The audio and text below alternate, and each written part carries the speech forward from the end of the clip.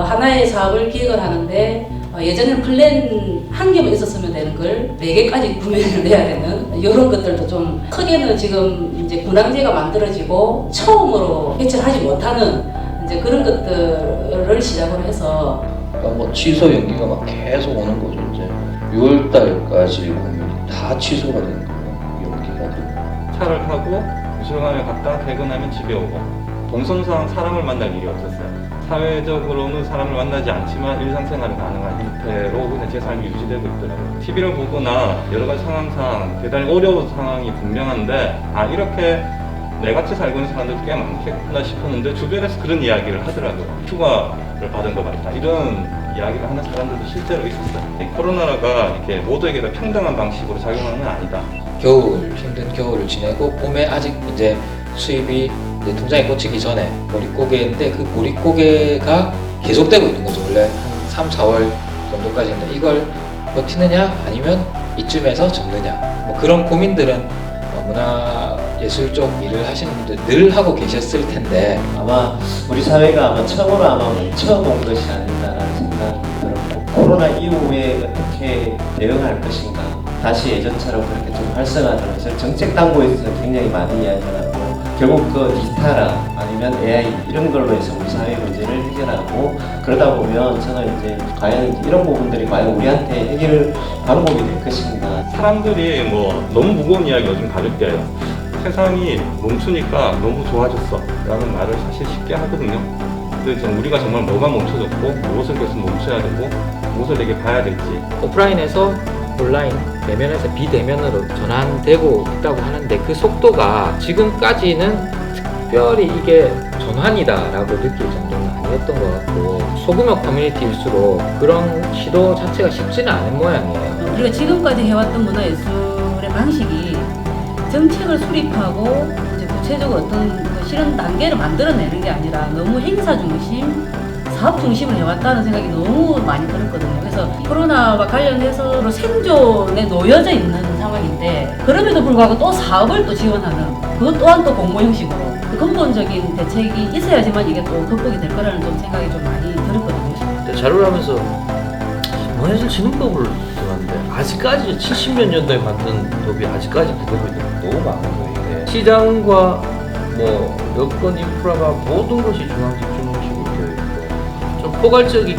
하나 이제 세부적으로 어떤 정책 모델이 개발을 해야 된다기보다는 사실은 저는 개인적으로 코로나뿐만 아니라 코로나 이전에서도 지역형 모델이 있어야 돼요. 저는 일단 기본적으로 지금 굉장한 기회가 열리고 있다. 물론 우리가 이제 구글하고 맞짱을 뜰 수는 없지만 넷플릭스하고 맞짱을 뜰 수는 없지만 우리 지역에 대한 관심과 궁금증이 생겼을 때 유튜브가 됐든 뭐 팟빵이 됐든 던져줄 수 있는 그런 공간은 열려 있다. 근데 이제 이거를 과연 우리 지역 사회에서 얼마나 기회로 보고 있느냐에 대해서는 아직 퀘스천 마크.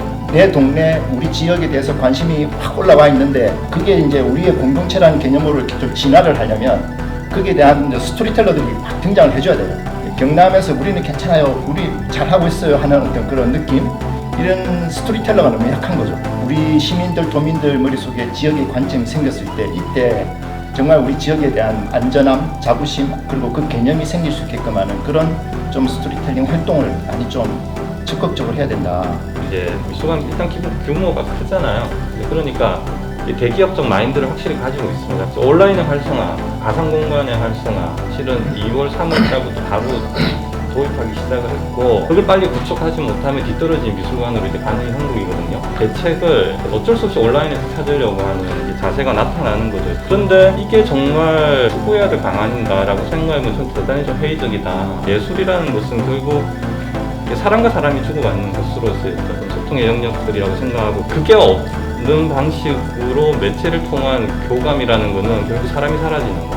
이런 온라인이나 가상공간 확대가 아닌 오히려 역발상으로 각 마을 단위나 시군 단위 조금 더 쪼개서 작은 미술관들을 이렇게 만들어내는 것들이 오히려 필요한 것이 아닐까. 코로나를 딱 맞닥뜨리면서 나오는 말들이 다 예술 분야의 내용을 좀 주로 많이 했던 것 같은데 사실은 문화라는 게 다양하거든요. 생활 속의 문화 의존하니까 환경부터 그 엄마로서 살아가는 방식, 이 문화라는 개념을 우리가 어떻게 이제 근본적으로 바라볼 것이냐. 그걸 하기 위해서는 근본적으로는 정말 그 실태가 좀 현황이 정확하게 좀 분석될 수 있는 기본적인 좀 그 틀을 좀 만들어야 되겠다. 거기에 근거한 정책들을 만들어 나가는 게 첫 번째 좀 단계이지 않을까라는 좀 생각이 들고. 제가 인식하는 상황에서의 포스트 코로나라고 했을 때는 초고밀집 사회라고 하는 것의 어떤 위험성, 20만 미만의 중소도시의 어떤 삶의 질에 혹은 도시 어메니티의 어떤 높은 부분도 갈수록 부각이 될 것이고, 그것의 어떤 측면에서 이제 로컬의 어떤 또 중요성도 발견되겠죠. 그런 측면이 하나가 있고, 또 하나는 코로나가 가져다주는 반성적인 측면. 이 코로나가 우리 사회 뭐 세계사적으로도 준 그 선물은 성찰이라고 생각합니다. 문화를 왜 지원해야 되느냐, 추구해야 되는 문화는 과연 뭐냐, 공동체와 연계된 문화는 뭐냐, 뭐 이런 좀 성찰이 좀 필요할 것 같은데, 어떤 문화가 외면을 받는지, 또 어떤 문화를 사람들이 찾는지 세밀한 관찰. 그러면 우리는 어떤 문화를 공공이 이렇게 지원을 해야 되는지, 그런 어떤 본질적인 어떤 질문들을 던지는 기회로 이 코로나를 삼지 않으면 코로나 앓는 게 좀 너무 허무하다.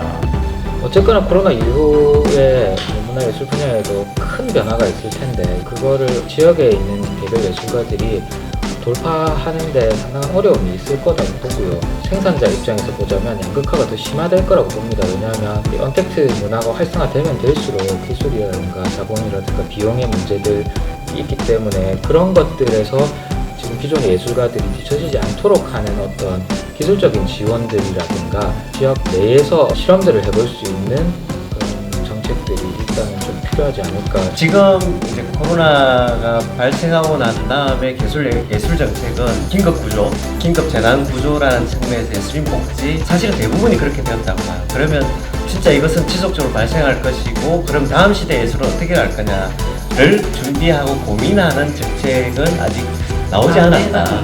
결국 이 토론이 전제되는 게 있던 것 같아요. 코로나와 같은 이 사태는 이제 앞으로 계속 반복될 수밖에 없다라는 것. 문화예술 정책은 여전히 풀지 못한 숙제를 코로나 이전이나 이후나 똑같이 가지고 있다는 것, 그거 부인할 수 없는 사실인데, 후했던 간에 지금의 상황에서 앞으로 이제 온라인이라는 것이 강화될 수밖에 없다라는 관점이 있는 것 같아요. 비대면이 가지고 있는 이제 정서적 교감, 뭐 이런 부분의 위험성을 끊임없이 이야기하는 사람들도 있긴 해요. 온라인의 영역이라는 것이 기본적으로 삭제 영역이라 생각하거든요. 아날로그에 있는 것들을 압축해서 전달을 하는데 항상 압축되고 제거되고 삭제되는 것들이 있단 말이죠. 온라인의 영역이라는 거는. 그리고 우리는 그런 것으로만 소통을 하게 되면서 세상을 다르게 인식하게 되어 왔고, 그것이 이 코로나라는 이유로 더 급속화될 것은 사실 불보듯 뻔한 사실이기도 하고요. 변화는 변화대로 생겨나는 것이 있더라도 예술 자체가 삶을 구성하는 되게 중요한 요소라는 부분을 생각해 본다면, 컨택트냐 언택트냐 뭐 이런 것들이 뭐 찬반의 문제도 아니고 뭐 어느 것이 옳고 그름의 문제, 그리고 그 중에 하나를 택해야 되는 문제도 아니라고 봐요. 둘 다 동시에 진행될 수밖에 없는 거고, 또 말씀드리고 싶은 건 K-팝, BTS에서 기생충, 그리고 이번에 K-방역으로 넘어가는 한류 문화가 이 어려운 시대가 지나고 나면은 폭발적으로 늘어날 가능성이 높다고 보거든요. 그럼 포스트 한류에 대한 준비가 또 필요할 텐데, 결국 한류 문화에서도 가장 핵심적인 거는 우리가 갖고 있는 로컬적인 특성들이라고 보거든요. 그걸 어떻게 그럼 새로운 매체들이나 새로운 기술을 통해서 우리 지역 사회에서 성장을 시켜서 그걸 또 밖으로 내보낼 건가요? 지난 그 코로나가 한참 덮쳤을 때 아마 SNS 통해서 많이 보셨을 거예요. 이태리에서 수백 명이 수천 명이 죽어나갈 때, 그때 그 골목 그 베란다 테라스에 나와서 벨라차오를 연주를 하고 그 박수 다 따라 부르고, 제가 이제 문화를 좀 성찰적으로 보자는 게 바로 그런 면이거든요. 그런 굉장한 비극이 벌어지고 삶의 균형이 무너지고 균열이 있는데, 그때 그 사람들이 그 문화를 통해서 위로를 받고 정서적으로 연대를 하는, 우리 삶이 코너라로 몰렸을 때 양떨어지 끝에 갔을 때 과연 문화가 어디에 있느냐는 거죠. 우리 그런 문화를 우리가 갖고 있냐.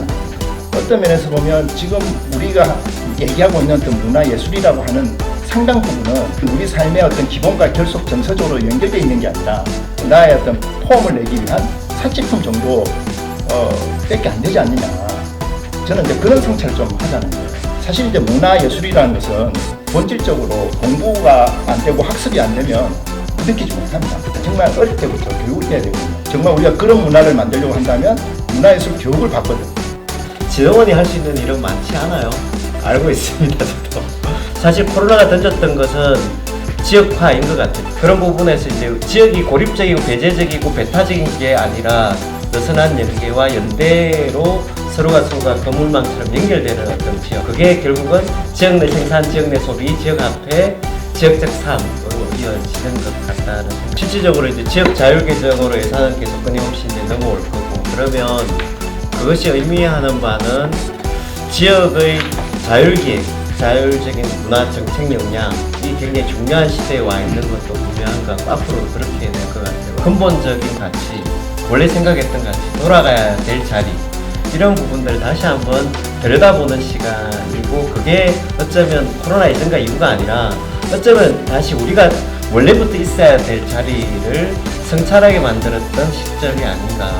박경리 선생의 글을 우연히 제가 이제 접했는데, 이걸 한번 제가 좀 공유를 좀 하면서 좀 마무리를 지어보겠습니다. 생명을 존중하는 문화라는 이제 짧은 그 칼럼 형태로 이렇게 수필 형태로 쓰셨는데, 문화는 창조하고 발견하고 끊임없이 생명을 불어넣으며 존재를 보존하게 하고 삶의 질을 높여나가는 것이다. 뭐 이런 말씀하셨거든요. 그러면 대입을 하면 문화 정책이 지역 주민들이나 우리 경남 도민이 무언가를 창조하게 하고 끊임없이 생명을 불어넣게 하고 이 개인의 존재, 마을의 존재, 지역의 존재를 또 보존하게 하고 삶의 질을 끊임없이 높여나갈 수 있는 뭔가의 어떤 우리의 장치, 이런 것들을 좀 고민해 나가야 되겠다고 지금 생각이 듭니다.